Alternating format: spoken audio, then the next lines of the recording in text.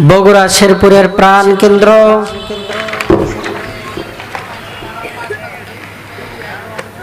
গাড়িদহ কবরস্থান দারুস সুন্নাহ মাদ্রাসার উদ্যোগে বিশাল এ ঐতিহাসিক তাফসিরুল কোরআন মাহফিলের আজ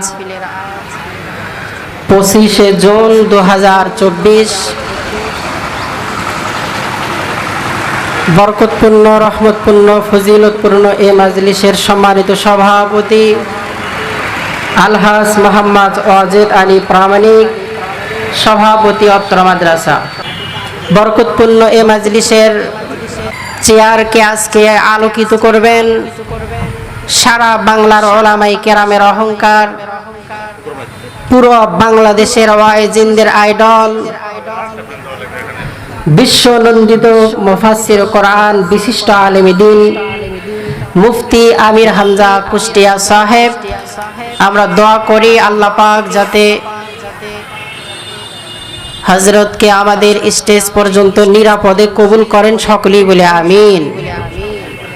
আরো কথা বলবেন মাওলানা মোহাম্মদ মোশাররফ হোসেন শেরপুরি, আরো অনেকেই কথা বলবেন অত্র মাদ্রাসার সম্মানিত মুহতামিম সাহেব মাওলানা ফরিদুল ইসলাম রেদওয়ান।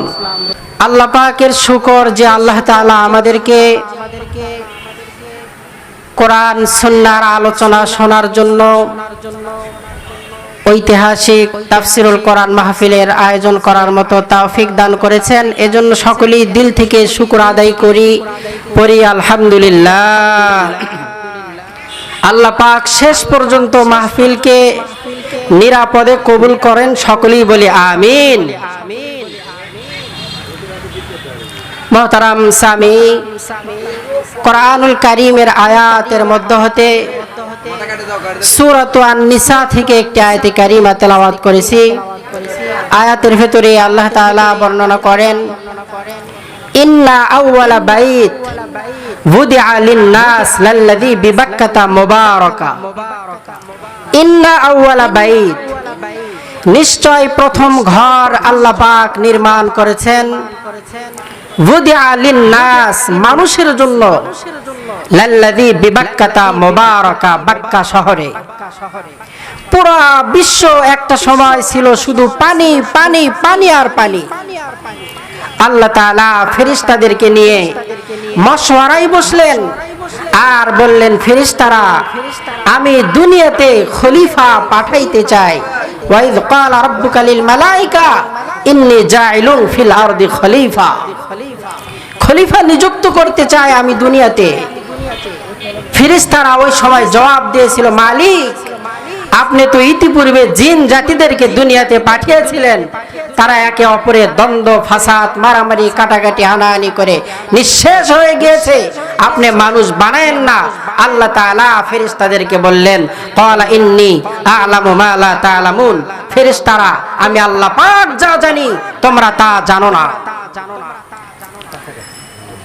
রব্বুল আলামিন পুরা বিশ্বটা যে সময় শুধু পানি পানি পানি আর পানি, ফেরেশতাদেরকে বললেন, ফেরেশতারা রে আমি আল্লাহ তাআলা দুনিয়াতে মানুষ পাঠাইতে চাই, কিন্তু মানুষ বসবাস করার জন্য দুনিয়ার ভেতরে পানি থাকলে চলবে না, পানির ভেতরে শক্ত আবরণ মাটির সৃষ্টি করতে হবে। একথা শোনার সঙ্গে সঙ্গে পানির ভিতরে একটা তরঙ্গের ভাব সৃষ্টি হয়ে গেল। পানি বিরহের কান্না শুরু করে দিল। একটা পর্যায়ে পানির ভিতরে তরঙ্গের ভাব সৃষ্টি হইয়া গেল। একটা পর্যায়ে তরঙ্গের ভাবের মাঝখান থেকে আল্লাহ তাআলা ফেনার সৃষ্টি করলেন। ফেনা সৃষ্টি করার পরে একটা পর্যায়ে পানির ভিতরে তুফান। এই তুফানের কারণে সমস্ত ফেনাগুলো একটা জায়গায় গিয়ে দোলা হয়ে পাক পারা শুরু করে দিল। আল্লাহ রাব্বুল আলামিন ওই ফেরেশতাকে আস্তে আস্তে আস্তে আস্তে আস্তে আস্তে বালি কণা দ্বারা রূপান্তরিত করলো। করার পরে ওই বালি থেকে আল্লাহ তাআলা মাটি দুনিয়ার ভিতরে সৃষ্টি করলেন। সর্বপ্রথম মাটি আল্লাহ তাআলা বালিকণা থেকে সৃষ্টি করলেন সাগরের মাঝখানে। সৃষ্টি করার পরে আল্লাহ তাআলা সর্বপ্রথম জমিনের উপরে সর্বপ্রথম ঘর, ইন্না আউয়ালা বাইত, সর্বপ্রথম ঘর কাবা শরীফ আল্লাহ তাআলা নির্মাণ করলেন ফেরেশতাদের দ্বারা। এরপরে বাইতুল্লাহটা একটা সময় নিশ্চিহ্ন হয়ে গেল। এরপরে আল্লাহ তাআলা বাবা আদমকে সৃষ্টি করার পরে নবী আদমকে ডাক দিয়ে বললেন, রে আদম, দুনিয়াতে তুমি বসবাস করবা, কিন্তু আমি আল্লাহ তাআলা সাত আসমানের উপরে বাইতুল মামুর নামে একটা ঘর নির্মাণ করেছি। এই ঘর ফেরেশতারা পুরা দিনটা তাওয়াফ করে। এমন এমন এত ফেরেশতা আমি আল্লাহ তাআলা তৈয়ার করেছি, যেই ফেরেশতা একটা বার বাইতুল মামুর তাওয়াফ করার সুযোগ পাইয়াছে, কিয়ামত পর্যন্ত ওই ফেরেশতা আর বাইতুল্লাহ তাওয়াফ করার সুযোগ পাবে না। তাহলে আল্লাহ তাআলা কত ফেরেশতা সৃষ্টি করেছেন, যে একটি ফেরেশতা যদি একবার বাইতুল মামুর তাওয়াফ করে কিয়ামত পর্যন্ত আর তাওয়াফ করার মতো সিরিয়াল পাবে না।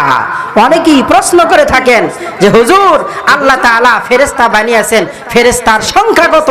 তাদেরকে বলতে চাই যে ফেরেশতার সংখ্যা কত ওই আল্লাহ তাআলাই ভালো জানেন। কারণ মুহূর্তে মুহূর্তে হাজারো হাজারো ফেরেশতারা বাইতুল মামুর তাওয়াফ করে, কিয়ামত পর্যন্ত আর তাওয়াফ করার সুযোগ পাবে না। আল্লাহ তাআলা নবী আদমকে বললেন, আদম, এবার তুমি বাইতুল্লাহ তাওয়াফ করো। নবী আদম বাইতুল্লাহ আল্লাহ পাকের ঘর তাওয়াফ বানানোর পরে তাওয়াফ করা শুরু করলেন। একটা